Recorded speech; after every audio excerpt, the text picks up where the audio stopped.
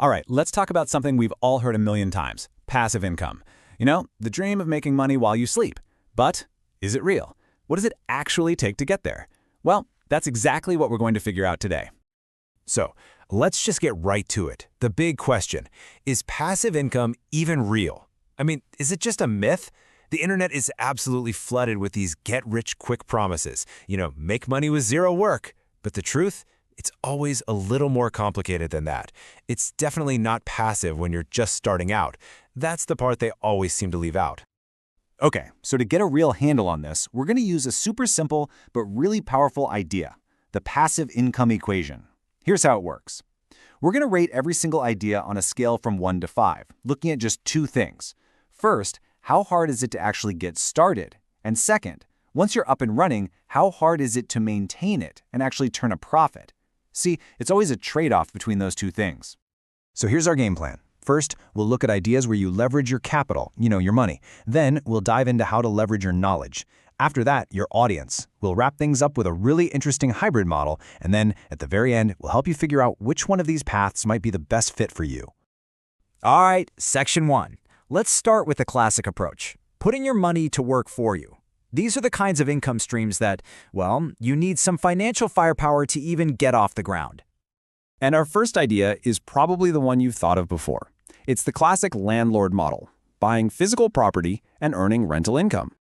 So, for getting started, we're giving this a 3 out of 5. And the barriers are pretty significant, right? You need a down payment, a great credit score, and you have to find the right property and the right tenant. Not so easy. Maintenance also gets a 3, and here's why. You have a choice. You can either manage it all yourself, which costs you a ton of time, or you can hire a property manager, which costs you money. It's never, ever completely hands-off. Now, if all that sounds like way too much hands-on work, don't worry, there's an alternative. And that's real estate investment trusts, or REITs.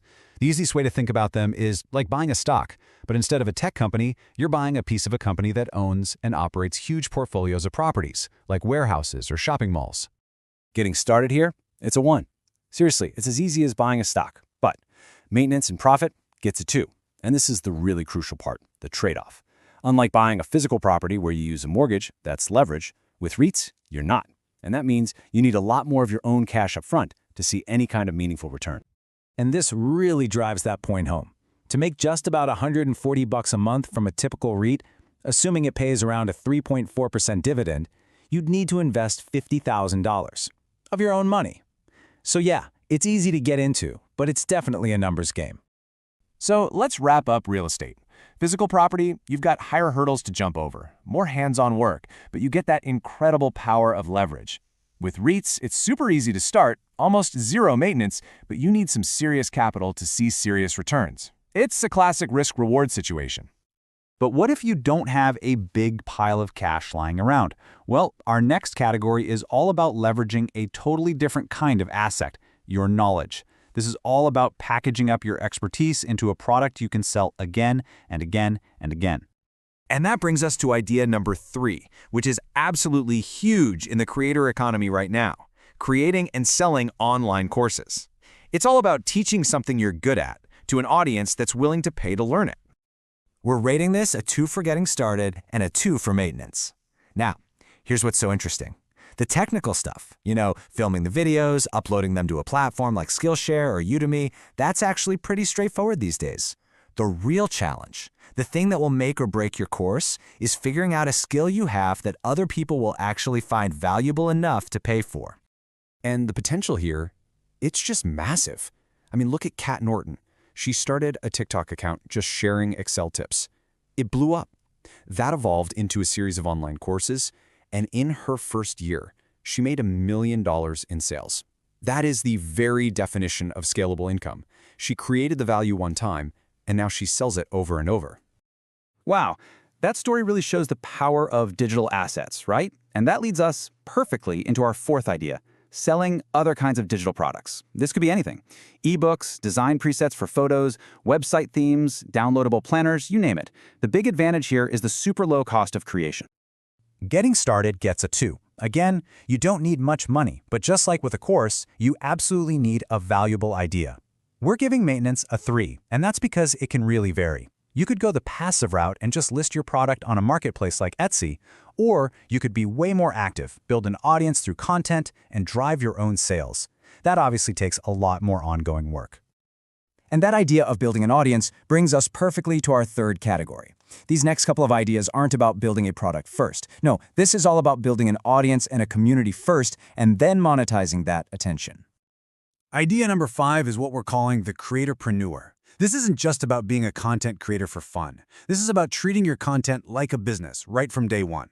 You're not just making videos or writing posts when you feel like it. You're building systems so that eventually you're earning revenue from your entire back catalog of content, not just whatever you uploaded today. Okay, look at the huge difference here. Getting started is a 1. Anyone with a phone can start a YouTube channel or a blog today.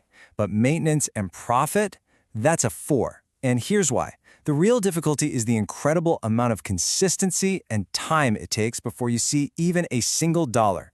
It can take months, sometimes even years, of creating content for free before you get any traction at all. But once you do have that audience, you unlock our 6th idea, affiliate marketing. This is where you promote someone else's products or services, and you earn a little commission for every sale that comes through your special link. Now, this is so important because it shows you the right way to do this. You see, signing up for an affiliate program is the easy part, but actually making money, that's the result of the real work. First, you have to build an audience. How? By providing consistent value.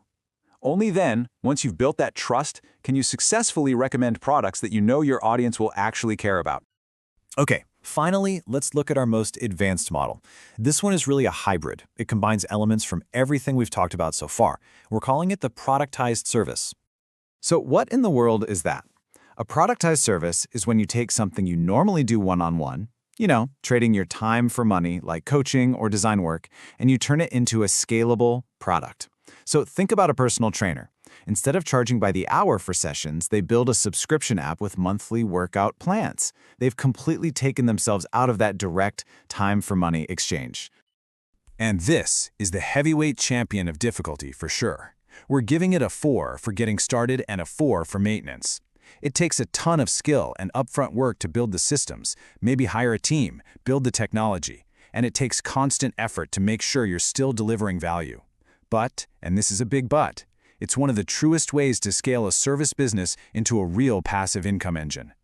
So after all that, how do you pick one? Well, the answer is actually pretty simple. There is no single best path. The right choice for you depends entirely on what you have to leverage right now. This summary table really lays it all out, and we've organized it from the easiest to the hardest to get started. You can see right at the top things like becoming a creator or investing in REITs, really low barrier to entry. But notice that huge 4 for maintenance for creators. And then at the very bottom, that productized service is tough on both ends. This really shows you the trade-off. What might look like the sweet spot in the middle, like online courses with that 2.2 rating, still requires something very specific, a valuable skill people will pay for. And that brings us right to the final question, the one you need to ask yourself. The path to passive income. It's not about finding some magic formula. It's about making a strategic choice. So what are you going to leverage first? Is it your capital, your unique knowledge, or the audience you're willing to build from scratch? Your answer to that question, well, that's your starting point.